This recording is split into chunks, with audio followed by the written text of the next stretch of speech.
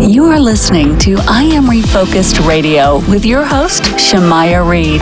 This show is designed to inspire you to live your purpose and regain your focus. And now, here's your host, Shamaya Reed. Welcome back to I Am Refocused Radio. Once again, we are here today. We have another show lined up for you all today. We have our special guest, Kayse Gehret. She is the founder of Microdosing for Healing and a transformational guide with over 31 years of experience in helping healing people. And guess what? She has a story. Just like all of our guests, they have powerful stories, things that shape their lives, shape their careers, and gives them their passion, their why they do what they do. After living with a disorder for decades, she has reclaimed her life. And not just that, she has been very intentional with her process and with her move. I want to just cut to the chase because I'll probably spend another 20 minutes trying to go over every single detail in her bio, and I'll run out of breath like I always do. I want to welcome Kayse to the show first and say thanks for having an amazing platform and resume because, like I said, taking 25 minutes just to get through all the details. How you doing today? I know it's Friday, almost time for some Netflix binging. So how you doing? I'm fantastic. Grateful to be with you. Yeah. Appreciate you being on. You have a website also as well, microdosingforhealing.com, that our audience can visit. But first off, I just want to go back to what I said in the beginning. You spent decades in healing hearts before you was into microdosing for healing. What was the personal health challenge that kind of sparked you to have a turning point? Thank you for the opportunity. Yeah, I had a grand mal seizure disorder for years that came on when I was a teenager. But going back from that, in hindsight, I can see it came like so many people's conditions and illnesses and diagnosis originated in childhood, probably when I lost my father. I lost my father at 7 to suicide. And it was, I think in hindsight, I just had a lot of grief, a lot of fear locked into my body. And everybody's body manifests trauma in different ways. And I think mine just went into my nervous system. And as a sensitive person, that's just how it manifested. Like some people have migraines, some people have nervous systems, some people have anxiety, sleep disruption. That's just how mine happened to land.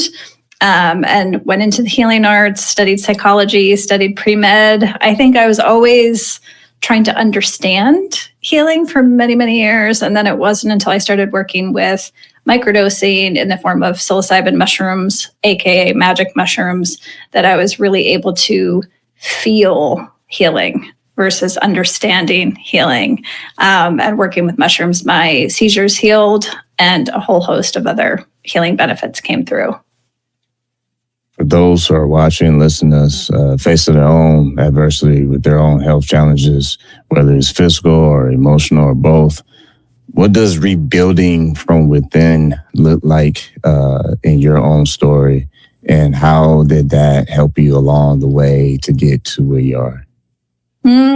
Thank you for that. Yeah, I think so many people get hung up on, especially our societal frameworks for healing. It's all very intellectual. It's very mental. Like we go to talk therapy, we talk about our story and what happened to us. But I have found in working with people over 30 years, it's really so much of our healing happens in the body and our healing happens at a soul level. It goes well beyond the mind. So a lot of times the root cause and the root healing is at a much deeper level. It's actually the mind is last. We put it first, but it's actually last in the lineup of how we really heal.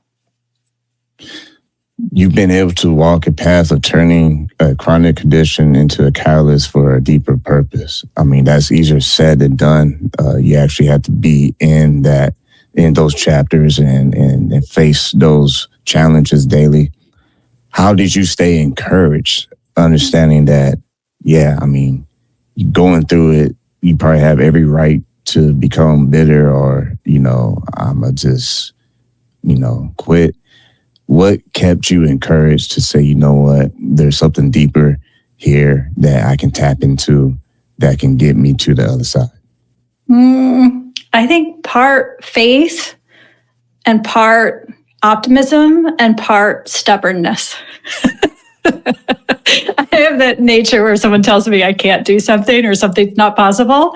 I will set out to prove that wrong. So it was all of those things, I think. And I think with myself for sure, but so many of my colleagues and guides, everything that we have ever been through was preparing us for the service today. It's not an accident today. I just got off a call with my last client who's going through a really severe health challenges that he's been told he can't recover from. Like, he can manage it, but he can't recover from it. I disagree because I was told the same thing. I also work with a lot of people who lost loved ones, who lost a spouse, who lost a child. And I can eminently understand exactly what it is they're moving through. So I think life has a way of, everything we have gone through has a purpose to it. And whatever we've been through kind of opens up a compassion for people going through the same thing. And you talked about being on call with your client. You have a global platform that has supported over, I believe, I've read in your bio, over 1,400 people across 30 plus countries. On top of that, you find space on your calendar to do a podcast show as well, the Microdosing for Healing podcast. I say that not just so you can plug yourself, but how in the world do you create all this space to do great work and not be overwhelmed? Oh, thanks. I think the main thing is I love it. It's when you're doing what you love and you do what you're here to do and you're in that alignment, it hasn't felt like work, really. I've been doing healing work for, 31 years this year, and it's taken different forms. But I'm just super, super passionate about it. And the podcast is so fun. I mean, I'm sure you understand. You just get to meet such fascinating people and hear such fascinating perspectives. It's really inspiring and it's really motivating. And my work, especially, it's so nascent and new, and it's kind of a blank canvas for people to learn about it. There's still a lot of stigma. There's a lot of fear around it. And so the podcast was really an opportunity to give people an opportunity to hear from a variety of voices and hear people's real stories, hear different guides' perspectives of the way of holding this work and the healing that's possible through it. Once again, listen to Refocused Radio, watching us online, talking to our special guest today, Kayse Gehret, founder of Microdosing for Healing. Go to her website, microdosingforhealing.com. Let's get into some of the technical things, if you don't mind. When you emphasize nervous system regulation, what in the world does that mean to someone who never heard that before? And how is that working as a foundation for everything?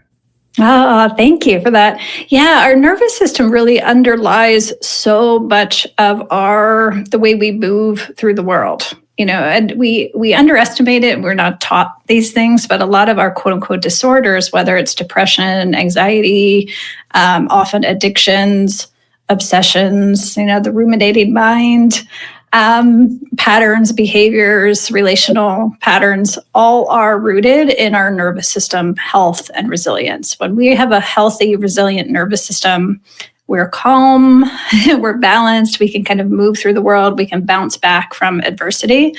But over time, between trauma, living in this modern, noisy, conflict-full world, right? It's very few of us move through that unscathed. And so by strengthening your nervous system, you can really soothe a lot of the disorders that we do have, as well as prevent future disorders. For example, a lot of people don't think of depression and anxiety as a nervous system disorder, but when you think about it, a lot of it comes from our mind and having that conditioned ruminating mind. Like if you have anxiety, you're kind of constantly looping on worry. What's going to happen? What does this person think? How do I feel about this? What is this person going to do? Depression, too, is kind of from a very fixed nervous system, a rigid nervous system where you're looping on regret, self-loathing, shame. Why did that happen? What could I have done differently, right? So we're kind of always in the past, or we're always in the future when we have a dysregulated nervous system. When we regulate our nervous system, it brings us into the present. We hear often popular phrases in podcast world. I can probably pay you a ton of money for this. I mean, I won't, but as a joke, I could probably pay a ton of money if you ever heard flight. That is something that we hear a lot on podcasts when we think about mental health and we think about trauma and whatnot. For someone who's watching, listening, and they're constantly in that fight or flight, tongue twister, predicament, how can they kind of get over that, especially if they feel like they can't seem to think straight when they're in that episode? Thank you. Yes, I relate. I've been there.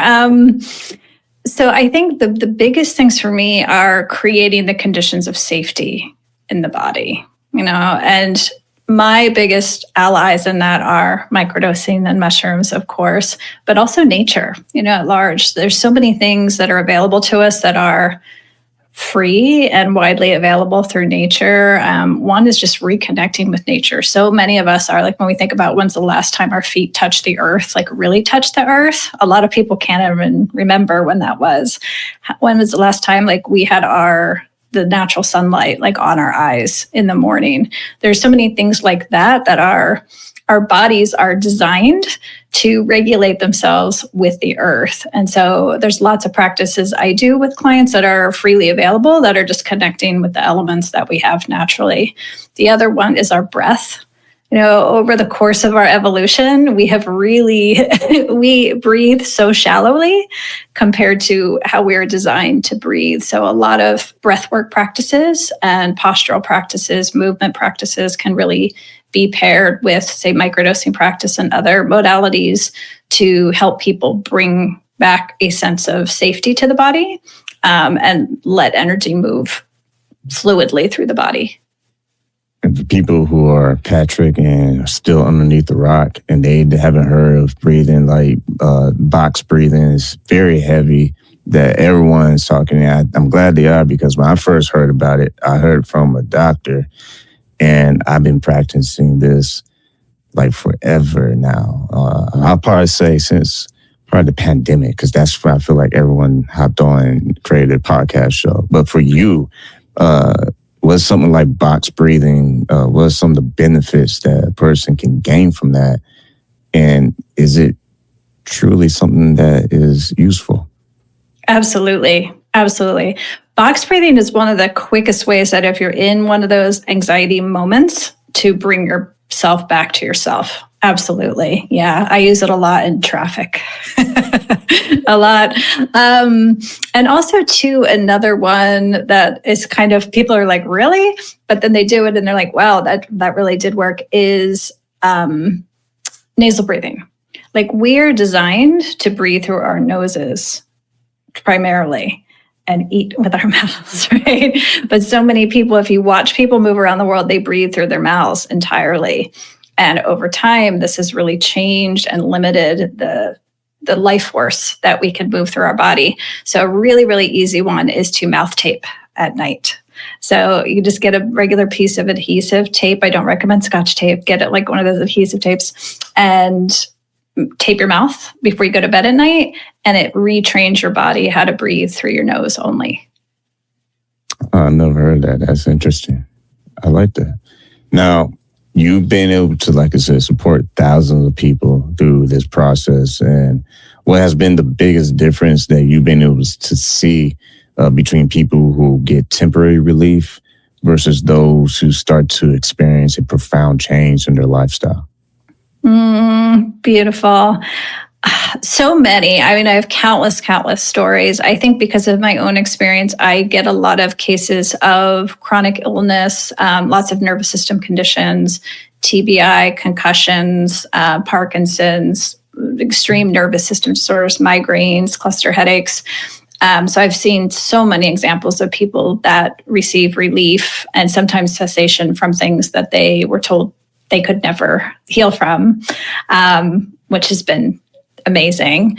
I also work with a lot of people who've experienced great loss and grief, who they've done lots of therapy, but they feel very stuck in their grief.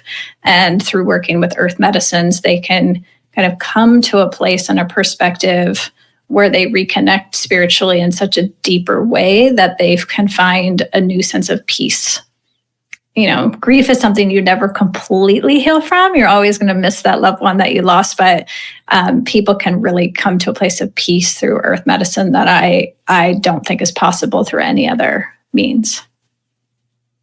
That's well put. And speaking of peace, when you think about the role microdosing plays in strengthening someone's intuitive voice, how do you teach people to not just experience that peace, but to trust it without second guessing themselves?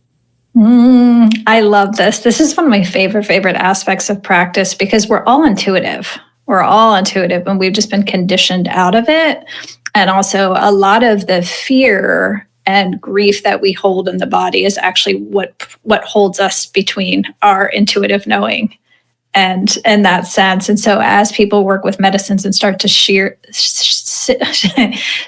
lose some of the density from the body, they have greater access to their intuition. And so it's kind of just a coming home to yourself, coming home to your instincts again, your knowingness. A lot of people are like, wow, I have a new sense of I can feel someone's energy in the room to a new extent. I know what someone's going to say before they say it in a meeting now. I have better anticipation when I'm driving. And they're like, is that all that normal? It's like, yes. It's like we've always been able to access this level of awareness. It just kind of brings us home to that again. Once again, listen on Refocused Radio, watching us online and listen to us on the airwaves. You can go to our guest website. Kayse Gehret's website is microdosingforhealing.com. We are talking a lot about everything that you need to know. Like, you need to know this. If you don't know this, then rewind the tape, or, what they say nowadays, young people say, rewind it and listen to this again.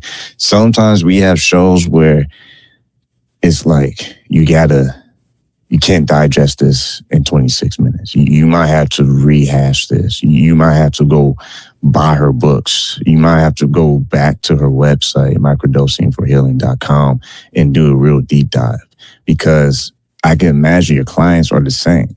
It's not like they do one session with you and it's like, I figure out everything and I'll never need to see you again. How many times do you find yourself have to not just educate your clients on terminology that they're not used to, and also adding that to a new lifestyle adjustment that they have to sustain?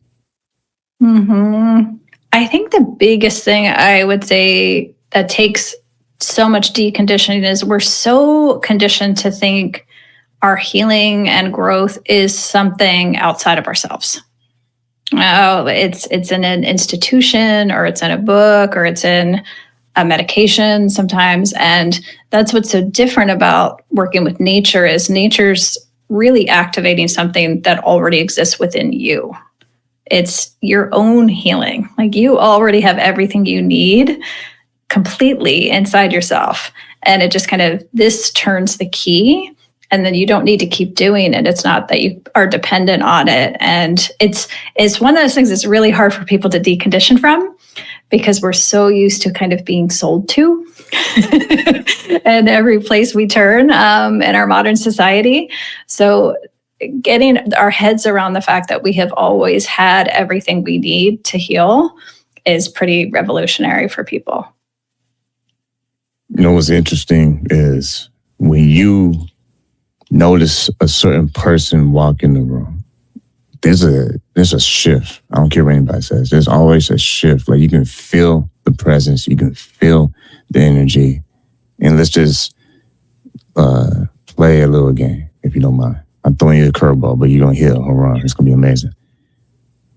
Person A comes in the room. They're like top CEO, top in the industry, number one, always breaking records. What do you feel is going to happen when they enter the room in a meeting?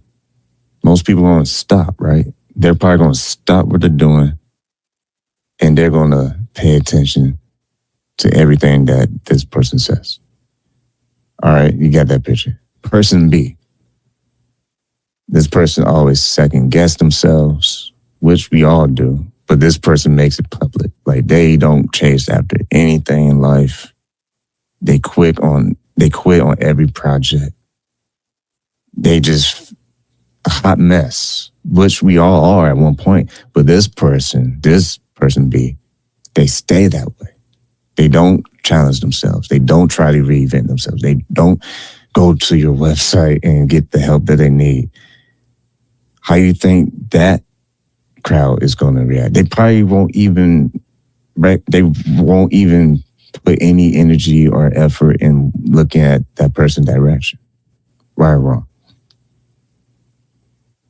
I've seen both, to be honest. It's interesting. I think the latter person B, a lot of what I pick up from that type of person is energetic incoherence. Somewhere along the way, their signal got frayed and scrambled. And sometimes that's from trauma, sometimes that's from something that happened to them. Sometimes it's just conditioning from being overstimulated. The humans we're not meant to have the amount of inputs that we have on a given day, right? So a lot of us our nervous systems are kind of fritzed out. And so you can feel that in a person. And so a lot of times they have trouble making decisions. They have trouble following through. They're always on the horns of a dilemma in their lives. They can't follow through on things. And so I love with that person, it's the goal and the root of what's going on with them is an incoherent energetic system. So bringing them back into balance, working with microdosing, but also working with practices like Tai Chi and Qigong, acupuncture, things that regulate their energetic system and bring them energetically back into coherence. With the first person, I've experienced both. So sometimes a person who has a lot of quote unquote status and power in this lifetime, what I actually feel from that person in some cases is fear. And a lot of kind of their achieving has been trying to stay ahead of their own fear, if that makes sense. And that's we see a lot of that in leadership today, because how that's what they're running on energetically is there's never enough. They never have enough power. They never have enough money. It's more, more, more, more. And that's how they're running on fear. A leader who is running on love and coherence. A beautiful example, a real world example of that. So many, many years ago, I happened to see Barack Obama on C-SPAN. It was one of those C-SPAN in the middle of the night. And he was a state senator at the time. No one had heard of him at the time. And he had written his first book, and he was going to be on a book tour in the town where I lived in. And I was okay. And there were literally 11 people at this book event for him. And no one else there had even known who he was. They were just free that day. And when he walked in this room, it was in a teeny tiny auditorium. Barely anybody was there. But as soon as he walked in this room, his energy just filled that entire space with ease and safety and peace, love, calm. And you just knew you were in the presence of greatness and love. And this was way long before he was president, and way before he knew he would ever be president, based on this conversation. But that's the difference energetically that person can be running on. See, threw a curveball and a changeup, and you hit 2 home runs. That's pretty good. Yeah, I say that, and it's funny the way you lay that out, because I was going to say that what's interesting is that both types of people can have their strengths and their flaws. And I like what you said about the person who, on surface, right, they seem sharp, they seem perfect. Not perfect, but close enough to where everybody wants to pay attention and stop what they're doing. And it's just natural. If you see someone who has this amount of success, or they carry this presence with them, and they feel like they look important, it's easy to stop and want to give all your attention to what they do next. But like you said, the other part of the equation, you said love, right? Did I hear you say love? Mm-hmm. That's powerful, because that doesn't have to be practice. Like, that's just something you are. You know, it's like you're there, you're present. It's not something you have to try to trick people into, or you have to say a certain equation and figure out some crack the code magic moment and you become a genius. No, sometimes the most basic things in life, I just had this conversation with another guest, some of the most basic things in life are the best things in life because they're so simplistic and they're so organic that you don't have to make some amazing, crazy, dynamic masterpiece. It's already amazing, dynamic in its own self, if that makes sense. Absolutely. Absolutely. One of the really neat things that happens, we see when people start working and microdosing with earth medicines, is you become less fearful. And so the most sensitive people and beings in your world pick up on that first, because fear is conditioned into us, right? Like love is our default. Love is kind of what we're meant to be. And we've just lost that through conditioning. And so as we decondition from that, move away from fear into love, all of a sudden animals respond. Like we have wild animal stories, pet stories, babies, children on the spectrum. And why that is because all of these beings are the most sensitive. They're so attuned and so sensitive to us. Like animals, if you all have pets listening, like, you know, your dogs and your cats like know instantly if what your mood is. They have you they're so attuned to you. And so it's really fascinating. You can see them real time. They're a really good barometer for where you are energetically on any given day. So it's pretty neat to see that difference. And my hope, a lot of what inspires me and the guides I work with to do this work is on a collective basis, how different it'll be if we have a collective society and leaders who are running on the frequency of love versus running on the frequency of fear. Both are powerful, but you feel very different living in the aura of one versus the other. Want to hear something crazy? All right, I got a story for you. It won't take long. I'll keep it short and sweet in 45 seconds. So I'm walking to my car after work, and out of the corner of my eye, I see this pit bull just running. You know, and we're in San Antonio, so we know we have some stray dog issues, you know, and biting and all that stuff. So first I'm thinking, oh no, I better not get attacked, man, because it was a pit bull. Like, you know, a little dog I ain't gonna worry about it, but a pit bull coming at me full speed. And it was like time slowing down, like, okay, what am I doing? First instinct, let me speed walk into the garage. And it was so interesting because that thing was running. It beat me to the open space. And I'm like, dang, that was fast. Like 3 steps is right in front of me. But I'll never forget the moment because you talk about love, right? Man, that dog was so happy. And so my whole demeanor went from, oh shoot, I'm about to get bitten by this thing, to, hey, this dog is so happy. I didn't pet it because I'm like, no, it's a pit bull. I don't do pit bulls like that. But I was in that moment like, okay, I'm cool. I could let my guard down just a little bit because I saw in that pit bull's eyes, and I'm not trying to get deep, but I'm just saying, I saw in that pit bull's eyes, it was just happy to see me. Like the tail's all wagging. It wasn't stiff or anything like that. It was very like chill, no barking, no nothing. It just, and you know how dogs you see, I'm not like a dog lover, but you know how dogs on social media, people show their pets and look like they smiling. I swear that's what this pit bull looked like. It was just smiling at me. And it probably was laughing because I was Speedy Gonzalez, you know, trying to get behind a car. So I didn't know what to expect. I'm like, man, you know, what do you think about that? Because that is a very interesting thing to think about, because sometimes we misread things or we assume something's going to happen, and it actually works itself out. Mm-hmm. Yep. Absolutely. Absolutely. When I had I used to have healing art studios where we had lots and lots of clients coming into a brick and mortar studio, and we specialized in body work and massage therapy.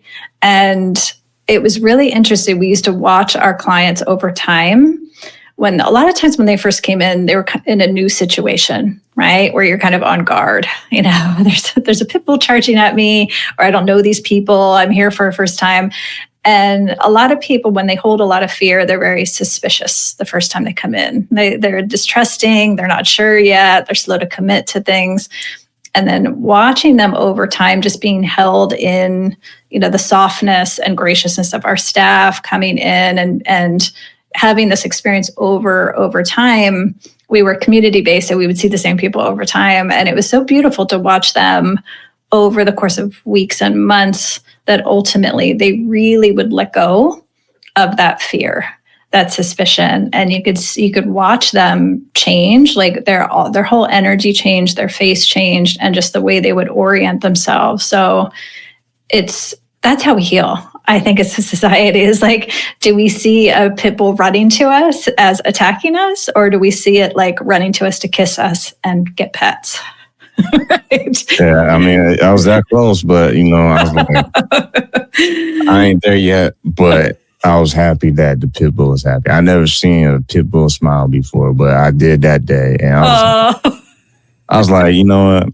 Yeah, I was smiling back from a distance because I still 1% of me is like, I want to test and see if you're hungry. But on that note, I know we've been going at it for a while, so we got to land the plane. But if people want to keep in touch, obviously they can go to your website, microdosingforhealing.com. But if you're on social media, if you make any newsletters or any other resources, what's the best way they can keep in touch on your updates? Yeah, fantastic. And thanks to everybody for being here and listening. Yeah, you can find me. My name is spelled very unusually, so I'm super easy to find on social media. I'm on Instagram as well as LinkedIn. And then at microdosingforhealing.com. Yeah, we do a weekly newsletter every Friday and have new podcast episodes every other weekday. Awesome. Well, with that, I want to say to our guests, as always, Kayse, thank you for your time.